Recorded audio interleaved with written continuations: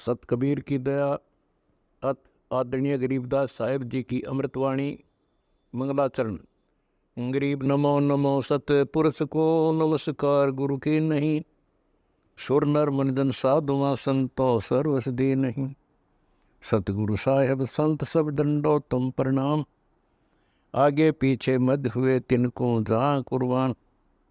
नराकार निर्विषम काल जाल व बंधनम, निर्लेपम निज निर्गुणम अकल अनुबेषुंडनम।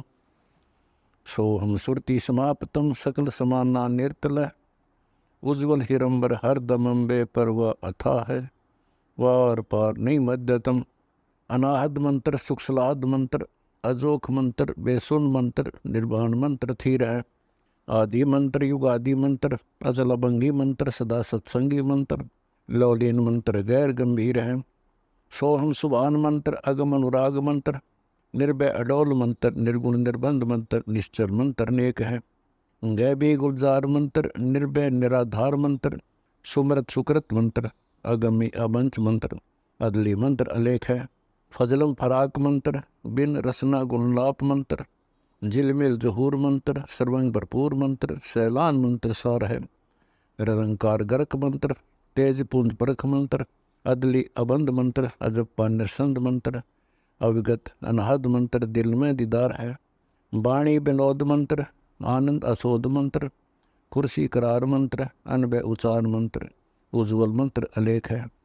साहिब सतराम मंत्र, साई निकाम मंत्र, पारक प्रकाश मंत्र, हीरंबर हुलास मंत्र, मौले मलार मंत्र, पलक बीज खलक है।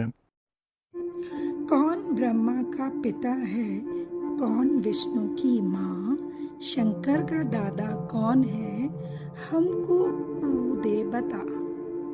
यह जानने के लिए कृपया सुनिए जगत गुरु तत्वदर्शी संत रामपाल जी महाराज के।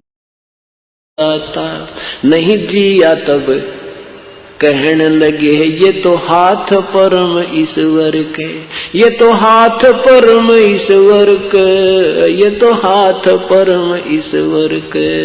मुक्ति का मार्ग जोर है, कोई देखो सत्संग करके, कोई देखो सत्संग करके, कोई करके। मुक्ति का मार्ग जोर है, कोई साहेब कबीर के सत्संग में एक दिन आगे गोरखना था। साहेब कबीर के सत्संग में एक दिन आ गए गोरखना था। वो सिद्धि बल से बोलता, सतगुरु कहें ज्ञान की बाता। वो सिद्धि बल से बोलता, सतगुरु कहें ज्ञान की बाता। जब पूर्ण सिद्धि दिखलाई तब नाथ जी रगड़ा माथा। जब पूर्ण सिद्धि दिखलाई तब नाथ जी रगड़ा माथा। गोरख ने वेद शब्द का पाया, सतगुरु चरणा बीच पसर के, सतगुरु चरणा बीच पसर के, सतगुरु चरणों बीच पसर के। मुक्ति का मार्ग जोर है, कोई देखो सत्संग करके, कोई देखो सत्संग करके, कोई मुक्ति का मार्ग जोर है, कोई देखो। सत्संग हुआ था सामन के घर पे, कैसी हुई सतगुरु मेहमानी। सत्संग हुआ सामन के घर पे, किसी हुई सतगुरु मेहमानी। अन्न नहीं था प्रसाद को तब चोरी करन की ठानी। अन्न नहीं था प्रसाद को तब चोरी करन की ठानी। सतगुरु सेवा कारण लई स्वयं लड़के की प्राणी। सतगुरु सेवा कारण लई स्वयं लड़के की प्राणी। भगत वो पाला जीत गए जो हुए आश्रय सतगुरु के, जो हुए आश्रय सतगुरु के, जो हुए आश्रय सतगुरु के, मुक्ति का मार्ग जोर है। कोई देखो सत्संग करके, कोई देखो सत्संग करके, कोई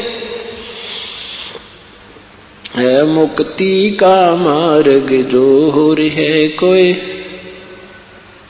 मान गुमान छोड़ मेरे मनवा, तत्व भेद तब दर्शे। ये मान गुमान छोड़ मेरे मनवा, तत्व भेद तब दर्शे। प्रेम भाव सतगुरु में हो जा, सब सहज है अमृत बरसे। प्रेम भाव जब सतगुरु में होवे, सहज है अमृत बरसे। जिन सार शब्द पाया नहीं, वो सतलोक जानन तरसे। जिन सार शब्द पाया नहीं, वो सतलोक जानन तरसे। राम पाल मुक्ति को पाले, हरदम सतगुरु नाम सुमर के। हरदम सतगुरु नाम सुमर के, हरदम सतगुरु नाम सुमर के। मुक्ति का मार्ग जोर है। कोई देखो सत्संग करके, कोई देखो सत्संग करके, कोई सत्संग करके। मुक्ति का मार्ग जोर है। देखो सत्संग करके। सत्साहिब पहले तो गरुड़ जी ही नहीं मान रहे थे प्रभु की वाणी को। पुण्यात्मा, आज वही सिलसिला पुनः शुरू हो रहा है। प्रथम बार हम किसी को बताते हैं तो कतई नहीं मानता, बिल्कुल हमारी बात को असत्य कहता है। फिर ध्यान से सुनता है, प्रमाण देखता है, फिर दांतों तले उंगली दबा लेता है और हमारा अनुयायी हो जाता है। फिर कहता है, भगवान यो ज्ञान तो मुझे कभी नहीं सुना। मैं राधा स्वामी सत्संग में जा लिया, धन धन सतगुरु का जा लिया, निरंकारियों के भी जा लिया, बालेश्वर जिया के भी जा लिया, सतपाल जी के भी देखा, जय गुरुदेव भी सारा देख लिया। भगवान ये ज्ञान तो हमने आज तक कभी नहीं मिला। ऐसे ही सतयुग में परमेश्वर आए थे, उस समय गरुड़ जी से मिले थे। पहले गरुड़ जी ना माने, फिर गरुड़ को समझाया, पूरा ज्ञान समझाया और पूरी सतिथि से अवगत कराया, फिर माने गरुड़ जी। पहले अपने आप को बहुत ज्ञानी मानता इंसान, जिसने जहां तक का ज्ञान प्राप्त है। उसके बाद ये गरुड़ जी समझाता है अन्यों को, फिर वो मानते ना। ब्रह्मा विष्णु महेश नहीं मान रहे। फिर जब उनके सामने प्रमाण ला के रख दिया, फिर बोले ये तो हाथ परमेश्वर का है, ये तो परमेश्वर के हाथ में भाई। यानी ऐसा सबकी स्थिति ऐसी है, क्योंकि वो भी प्राणी है। ब्रह्मा विष्णु महेश भी एक जीव है आप जैसे ही, लेकिन वो पुण्य कर्मी ज्यादा थे, उनमें शक्ति ज्यादा होगी। उन्हीं की शक्ति उन्हीं को देकर प्रधान बना दिया। अब यहाँ कोई मंत्री बना है, मुख्यमंत्री बना है, राजा बना, उसी की कमाई से उसको उठाकर वहां बैठा दिया उसके संस्कार में। आगे भविष्य की तैयारी नहीं है, तो वो दोनों जीरो हैं। हाँ, जब तक उन इस पद पर है, उनके पास पावर है, फिर वो कुछ नहीं है। बैटरी डिस्चार्ज होने के बाद जैसे चींटी की पंख कट जाती हैं, जब पंख है तब तक वो उड़ती है, और पंख खत्म हो जाती हैं, उसका समय है, फिर वो चींटी की चींटी होती है। ऐसे फिर ये जब इनकी सारी कमाई समाप्त हो जाएगी, तो ये भी आप जैसे जीव ही है। और ये जीव की वही वृत्ति है कि अपनी हार माननी नहीं, और परमात्मा की वृत्ति है हार मना के छोड़ देगा। परमात्मा उसी को पसंद करता है जो हार जाता है। रावण नहीं माना था, रावण की दुर्गति हुई। जो हार जाता है, जो समर्पण कर देता है, उसी की मदद प्रभु करता है। जैसे द्रौपदी को पहले अहम था कि मेरे पांचों पांडव कृष्ण जैसे भगवान मेरे साथ हैं, क्या मेरा कुछ नहीं, ये नहीं हो सकता। जब उसने ये सारा समाज छोड़ दिया कि तेरा कोई साथी नहीं है, उसका चीर उतारा जा रहा था, नग्न कर रहे थे, सब संसार को भूल के परमेश्वर याद किया था, और तब उसी के किए हुए प्रतिफल से उसको उभारा हुआ था। तो इसी प्रकार जब हम संसार को छोड़ करके प्रभु में आस्था समर्पण करते हैं, तब वो साथ हो जाते हैं।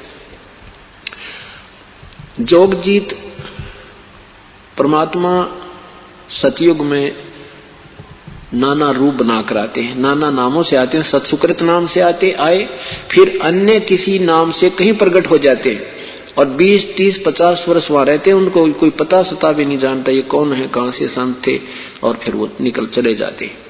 तो ऐसे जोगजीत नाम से, योग संतायन रूप से नाम से प्रभु आए थे। और गरुड़ जी में भक्ति बीच पड़ चुका था। पहले वो शिव की भक्ति की, उसमें उसने अपने गुरुदेव के साथ लापरवाही की, बदतमीजी की, तो उसको सजा मिली। 1 लाख वर्ष तक यम के दूत लोक में रहा।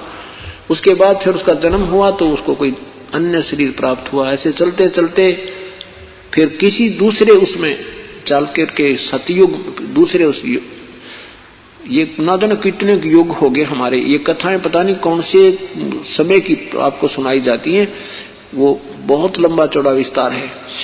तो परमात्मा जोगजीत नाम से सत्संग कर रहे थे। गरुड़ जी पहले तो लोमस ऋषि के, वो कागभूषण लोमस ऋषि प्रश्न उत्तर किए, वहां सेटिस्फाई नहीं हुआ, वहां से इसको श्राप लग गया तो कागचंड के जन्म होगा। उसके बाद ये कागभूषण का जन्म हुआ। उसके बाद परमात्मा फिर अन्य ये जो है गरुड़ जी दूसरे अन्य कलयुग में, सतयुग में जोगजीत के संपर्क में आया। तो जोगजीत साहिब ने इसको पूर्ण ज्ञान समझाया। तब इस कागभूषण ने कहा, भगवान यो ज्ञान तो मैंने आज तक कभी किसी से सुना ही नहीं था। ओहो, ये तो मैं सब जगह घूम लिया, मुझे इसी की तलाश थी। अब आपकी कृपा से मेरा उद्धार हुआ है। इस प्रकार परमात्मा ने सतयुग, त्रेता, द्वापर में भी अपने ज्ञान का ऐसे ही ढोल पीटा है, लेकिन लोगों ने स्वीकार नहीं किया। बहुत कम व्यक्तियों ने स्वीकार किया। त्रेता युग में परमेश्वर आए। त्रेता युग में परमेश्वर आए। मुनिंद्र नाम था परमेश्वर का। ऋषि मुनिंद्र कहा करते थे। एक नल और नील नाम के आपस में मौसी के बेटे थे। दोनों का बहुत ही अच्छा आपस में प्रेम था। मानसिक परेशानी और शारीरिक कष्ट उनको 3 ताप के अंतर्गत बना हुआ था। कर्म संस्कार उनका इतना था कि उनको आजीवन उस कष्ट को भोगना था। अपने कष्ट निवारण के लिए ऋषियों के पास, महर्षियों के पास, सभी जंतर मंतर करने वालों के पास वो दोनों के दोनों जा चुके थे, परंतु कोई समाधान नहीं मिला। सारे जंतर मंत्र करने के उपरांत भी उनको लाभ नहीं हुआ। तो सभी ऋषियों ने ये कहा, बेटा ये तुम्हारे प्रारब्ध का भोग है, तुम्हारे संस्कार में लिखा हुआ, ये तुम्हें भोगना ही पड़ेगा। अब उन संतों की इस विचार को सुनकर भी उनके मन में ये आस्था फिर भी थी, कोई संत ऋषि मिलेगा, कोई संत मिलेगा जो हमारा कष्ट निवारण कर देगा। पुण्यात्मा, यही हमारे अंदर आज भी है। बेशक हमें ये ज्ञान मिलता था कि जैसा कर्म किया प्राणी को भोगना ही पड़ेगा, फिर भी हम उसके अपने दुख के निवारण के लिए कोई झाड़ा लवाने वालों के पास, कित पामिष्टों के पास या किसी जंतर मंत्र करने वाले सियाने और बौड़ों के पास हम घूमते ही रहते थे, क्योंकि हमें पता था कि परमात्मा एक ऐसी शक्ति भी है जो दुखों का अंत कर देती है। तो अब वो भी धारणा आत्मा में पहले से विद्यमान है। तो ऐसे वो फिर भी तलाश कर रहे थे। एक दिन परमेश्वर के चरणों में पहुंचे और दोनों ने प्रणाम किया, चरणों में शीश रखा। प्रभु ने मुनिंद्र रूप में आए पूर्ण ब्रह्म ने दोनों के शीश पर एक एक हाथ रखा। जो ही उन्होंने हाथ रखा, प्रभु ने उन दोनों नल और नील का वो कष्ट छू मंत्र हो गया। ऐसा शरीर हो गया जैसे कष्ट कभी था ही नहीं। दोनों के दोनों ने चरण पकड़ दिए, हे परमात्मा आप कहाँ छुपे थे, हे ऋषि जी आप कहाँ थे मेरे मालिक, हम तो 20 वर्ष से इस कष्ट को भोग रहे थे। सभी ऋषियों ने, महर्षियों ने ये कह दिया था कि तुम्हारा ये मृत्यु के साथ ही समाप्त होगा और कोई विकल्प नहीं है। तब परमात्मा बताते हैं, तुम कौन राम का जपते जापम, तात कटे न तीनों तापम। तुम किन भगवानों की भक्ति करते हो जिससे तुम्हारे 3 ताप भी विनाश नहीं हो सकते। ये तुम्हारा 3 ताप के अंतर्गत के कारण 3 ताप यानी जैसे पिछले जन्म में तुम्हें कोई गलती की थी, किसी देव ने तुम्हें श्राप दे रखा था, अब तुम्हारे प्रारब्ध में ये लिखा गया था। ये पूर्ण संत के बिना ये समाप्त नहीं हो सकता, पूर्ण परमात्मा के उपासक बिना। अब अपने आप को गुप्त करके परमात्मा वहां कह रहे हैं कि मैं उसी का नुमाइंदा बनकर आया हूं। अब जो दुख दूर हो गया तो कुछ भी कहे वही मानना होगा कि हाँ प्रभु बिल्कुल सही मेरे दाता, इस संसार पर कोई संत नहीं है, कोई ऋषि नहीं है, आप पूर्ण ब्रह्म हो, आप सर्वशक्तिमान हो। कहा बेटा ये तो एक फर्स्ट एड की है तुम्हारी, अभी तो ना जाने कितने कष्ट और तुम्हारे जीवन में हैं, उनके लिए मैं विधि बताऊंगा, ऐसे आप कीजिएगा, आपका इस जीवन में भी आनंद कल्याण होगा और मृत्यु के उपरांत आप सतलोक चले जाओगे, फिर कभी जन्म मृत्यु नहीं होगी। अब तो कहना ही क्या था, दोनों ने उपदेश ले लिया और कहा बेटा यहां सेवा करना, बर्तनों की सफाई, बर्तन साफ करना और जितना भी हो सके अपने शारीरिक सेवा करना। इस मिट्टी को लगा दो भगवान के चरणों में, इसका कुछ नहीं बनना इस मिट्टी का, ये 5 तत्वों का पुतला फूंक दिया जाएगा। अब इस मिट्टी से कुछ लाभ लेना है तो समर्पण कर दो, सिर धर पाओ। और जैसे कोई बुजुर्ग हैं, सत्संग में आते हैं, अपाहिज हैं, उनकी सेवा करा करो बेटा, उनके कपड़े धो दे, बर्तन साफ करे, बुजुर्गों के, वृद्धों के हैं, ऐसी ये सेवा होती है। तो उन्होंने गुरुदेव की आज्ञा, उनको तो था, कहते हैं ना, जैसे सुना करते थे भाई ये तो प्रारब्ध का कर्म है, ये तो भोगना पड़ेगा, भाई आगे भक्ति करो, आगे तुम्हें कष्ट नहीं होंगे। तो परमात्मा परमेश्वर हमें ये ज्ञान देते हैं, जैसे किसी के पैर में कांटा लगा हो और कांटा निकले नहीं, कोई कहे कांटा तो निकलेगा नहीं, जूता पहन ले आगे कांटे नहीं लगेंगे, तो जूता, कांटा लगे पैर में जूता पहना नहीं जा सकता। कांटा निकले और इस डर से जूता पहने भगवान के फेर ना लग जा, तो वो जूता सुहावे, कांटा लगे पैर में जूता सुहा नहीं सकता, उसको पहन नहीं सकता कोई। तो परमात्मा ने वो कांटा निकाला और कहा बेटा अगर आगे गलती कर दोगे तो तुम्हें ये भयंकर कष्ट फिर भी हो सकता है। इस डर से फिर राम नाम का जूता मर्यादावत पहन लिया। जो गुरुदेव ने आदेश दिया था ऐसे सेवा करनी दोनों ने शुरू कर दी, बहुत प्यार से। कोई नो के ना भी धो लूंगा मैं, इतना वृद्ध नहीं हूं, तो भी उससे हाथ जोड़कर नहीं हम सेवा कर देंगे, हम तो आपके बच्चे हैं, ऐसे ले जाएं। और वो थे इतने मोटे दिमाग के, क्योंकि कंटिन्यूस ज्यादा दर्द दुख रहने से दिमाग में, उनके माइंड में ऐसा कुछ मोटापन सा हो गया था, भोले भाले से हो गए थे वे। तो दिन में सत्संग सुनते, फिर उसके बाद सत्संग के बाद सेवा करने के लिए दरियाओं के पास बर्तन ले जाते, साफ करने के लिए कपड़े ले जाते उन रोगियों के और वृद्धों के, भक्तों के। और वहां पहले साबुन तो थे नहीं, पहले पानी में भिगोया करते थे काफी समय ताकि वो मैल छोड़ दे, पात्रों को भी, बर्तनों को भी, कपड़ों को भी। तो ऐसे वो दरिया के किनारे पर जाकर के थोड़ा पानी जहां होता था वहां बर्तन उनको डबो देते थे, भिगो देते थे, बर्तनों को भी, कपड़ों को भी, और बैठ जाके वृक्ष के नीचे और सत्संग में सुनी हुई बातों पर विचार विमर्श करते थे।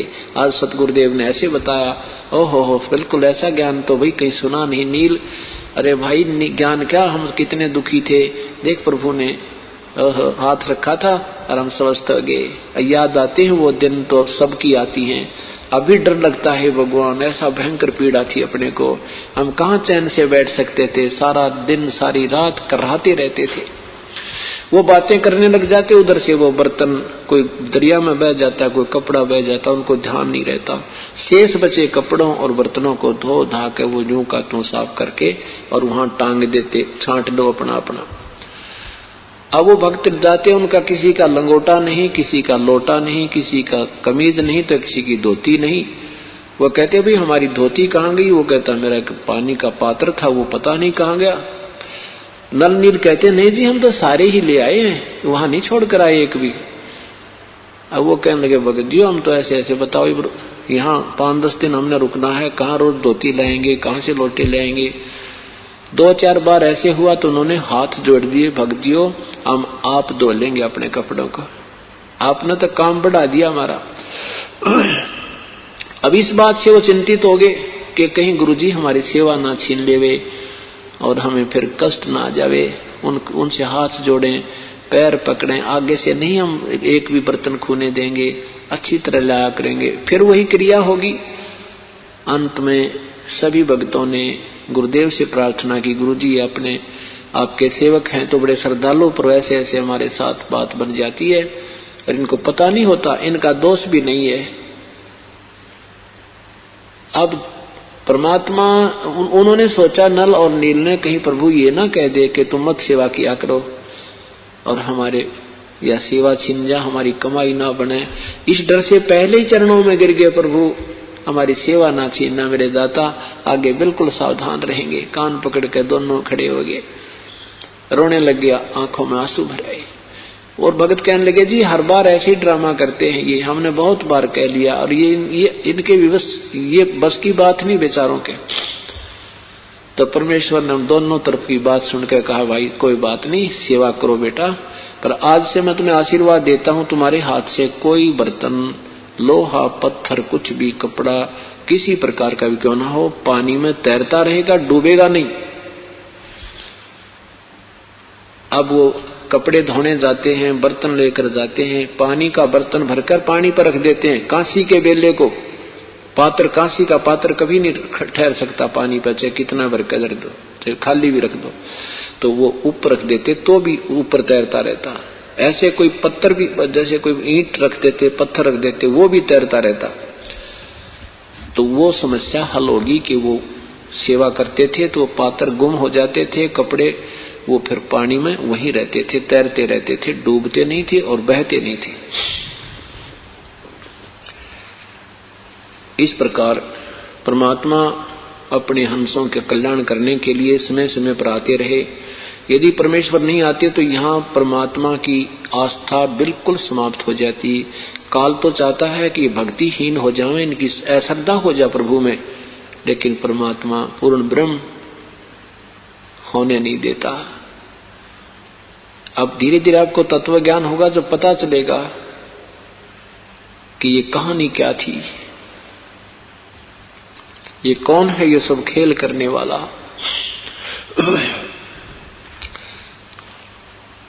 कुछ दिनों के उपरांत परमात्मा मुनिंद्र ऋषि रूप में आए हुए श्रीलंका में चले गए। वहां पर एक चंद्र विजय नाम के भाट थे और चंद्र विजय राजा रावण के दरबार में जाता था, उनको चुटकुले सुना सुना के उनकी महिमा गा गा कर राजा को प्रसन्न करता था और रावण उसको कुछ दान दक्षिणा दे देता था। चंद्र विजय की धर्मपत्नी करमवती वो मंदोदरी रानी के पास जाती थी, उसको हंसी मजाक के चुटकुले अच्छे और बुरे, गंदे मंदे सुना करके प्रसन्न रखा करती थी, उसका जो मनोरंजन कराया करती थी। ऐसे वो रानी उसको कुछ कपड़े, कुछ अन्न आदि देती रहती थी। चंद्र विजय की द्वार पर सुबह सुबह परमात्मा एक वृक्ष के नीचे बैठ के जाके, क्योंकि त्रेता युग में हर इंसान प्रभु को चाहने वाले होते थे। बेशक रावण राक्षस कहला था, लेकिन वो भी भक्त था।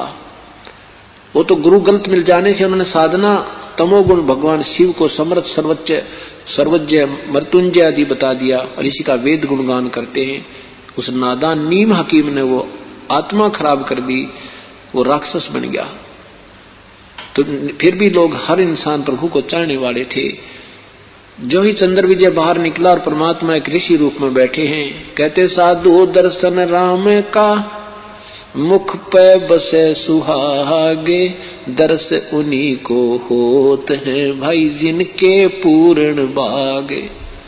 इस बात से सब लोग महत्व देते थे इन बातों को कि सुबह सुबह हमें जो संत का जो दर्शन हो रहा है ये कोई पूर्व लाभ है। लेकिन अब संत रहे नहीं, अशांत है।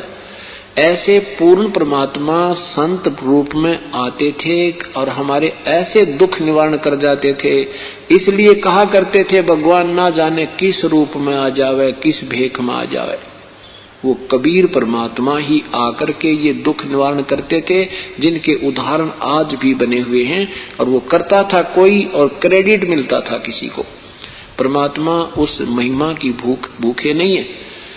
वो तो चाहते हैं कि इन आत्माओं में परमात्मा की चाह बनी रहे। और कल यहां तक लाना था आपको, अब तो आप पर चाह बन जाएगी कुछ दिनों में। सारे संसार में एक बार फिर भक्ति पनपेगी और सत भक्ति करेगा ये बच्चा बच्चा करेगा, तभी हमारा जीव, हमारा सतर सुधरेगा। अब तो भाई बहन को नहीं देखकर राजी, बहन भाई को देखकर प्रसन्न नहीं, बाप बेटे का झगड़ा, भाई भाइयों का झगड़ा, केवल माया उद्देश्य हो गया। और जब हम परमात्मा के चरणों में आएंगे, ये ज्ञान समझ में आएगा, फिर हम लूटेंगे नहीं किसी को, हम लौटाएंगे और फिर हम सुखी हो जाएंगे। हम नहीं किसी की आत्मा दुखाएंगे, क्योंकि हमें ये बात से परिचित हो जाएंगे कि तुमने उस दरगाह का मैल नहीं देखा और धर्मराज के तिल तिल का लेखा। कि हम जो मन से भी कोई बुरा सोचेंगे तो भी वहां प्रिंट पाओगा अपना। करना तो करने वाला किया हुआ तो मिलेगा, सोचा हुआ भी मिलेगा। तो इसलिए हम तन से मन से अंदर से अपने विकारों को बाहर रख देंगे और हम किसी को दुखी नहीं करेंगे। हमें पता चल जाए, परमात्मा का ये ज्ञान हो जाएगा। घर तो 3.5 हाथ बाई गणात 4.25 कह कबीर अधिका गह वा को नहीं विचारे। अब एक कोठी बना ली, 2 बना ली, तीसरी और बना लो, लाखों रुपए ला दिए। और उस एक कहते हैं घर तो इतना बतेरा 3.5 हाथ का। जय और अंतर नाम होवे तो जो निरोध न जाए। गरीब सब माया के ख्याल हैं, सब माया के चोज। बिन साईं की बंदगी जंगल होएगा रोज। गरीब महमूदी चौतारे नर खासे पैरे खूब। अंत मसानो जा बसे बिना भक्ति महबूब। गरीब दुनी संकट मेट हूँ, देहूँ निश्चलवास। और अंतर में रखूंगा जम की नहीं त्रास। गरीब जो जन हमारी शरण है, ताका हूँ दास। भक्ति अनाहद बंदगी अनंत लोक प्रकाश। गरीब बेमुख प्राणी जाएंगे, 2 जग द्वंद बहीर। जाको नर नहीं सो मरते जिन योगड़ा शरीर। गरीब जो जन हमारी शरण है, ताका हूँ मैं दास। गैल गैल लाग्या फेरों जब तक धरणी आकाश। गरीब इस माटी के मैल में मगन बया क्यों मूड। कर साहेब की बंदगी उस साईं को ढूंढ। गरीब इस माटी के मैल में मन बांधी विस्की पोट। एरन पर हीरा धरा ताही सैगण चोट। गरीब कच्चा हीरा करच होए नहीं सैगण मार। ऐसा यो मन होए रहे तो लेखा लेकर तार। गरीब हीरा गढ़ की चोट से है सच्चे को नहीं आँच। जो दरगाह में क्या कहें जाके संग है 5। गरीब चेत सके तो चेतिए सतगुर हेला दीन। बन बस्ती में ना रहे ले जाता जंबीन। गरीब चेत सके तो चेतिए सतगुरु कहा पुकारे। बिना भक्ति छूटे नहीं बहुविधम की मार। गरीब संतों से ती ओलने संसारी से ने है। सो दरगाह में मारी ये शर्म दे कर खे हैं। गरीब भक्ति गरीबी बंदगी संतों से ती हेत। उनका निश्चल बास होए आसन दीजय श्वेत। गरीब कुटिल बचन को छोड़ दे मगजमनी को मारे। सतगुर हेला देते है न डूबे काली धार। गरीब इस माटी के मैल में ना नर की जय मोद। राव रंग सब जाएंगे आपे कुले सोद। गरीब मात पिता शुद्ध बंधु जन देखें कुल के लोग। रे नर देखत फूकिए करते हैं सब सोगे। गरीब मैर मुंडेरी नीम सब चले कौन की साथ। कागा रोला हो रहा कछू न लग गया हाथ। गरीब गलता न गे भी चला माटी पिंड जोक, आया सो पाया नहीं अन आए को रोक। गरीब ये मन मंदन कीजिए रे नर बारंबार, साईं से कर दोस्ती भूल जा संसार। गरीब अंश में की बात सुन तेरा संगी कौन, माटी में माटी मिल पौन मिलेगी पौन।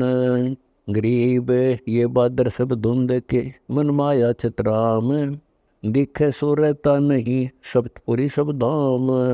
गरीब जन्म जन्म के मैल हैं जन्म जन्म की घात, तब नर तुझे सूझेगी जब ले चल चार बरात। गरीब जाते को नर जान दे रहते को ले राख, सत शब्द और ध्यान दर मुख से कूड़ न बाख। गरीब निर्वाणी के नाम से हिलमिल रहना हंस, उर्म करिए आरती कदे न डूबे वंश। गरीब पंछी उड़े आकाश को कितकों की न गवन, यह मन ऐसे जात है जैसे उद्भुत पौन। गरीब धन संचो तो परम संत का और न तेरे काम, 68 तीर्थ जे करे नाही संत समान। गरीब धन संचो तो सील का दूजा परम संतोष, ज्ञान रत्न उर्म भरो असली खजाना रोक। गरीब दया धर्म दो मुकट है बुद्धि विवेक विचार, हरदम हाजिर हो जिए सौदा त्यार त्यार। गरीब नाम अभय पद निर्मला अटल अनुपम एक, ये सौदा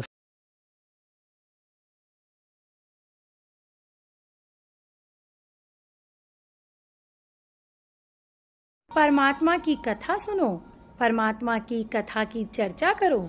इसके अतिरिक्त जो भी बातें करते हो सुनते हो वह सब व्यर्थ है। ऐसे ही आध्यात्मिक वीडियो देखने के लिए हमारे चैनल विश्व विजेता संत रामपाल जी महाराज को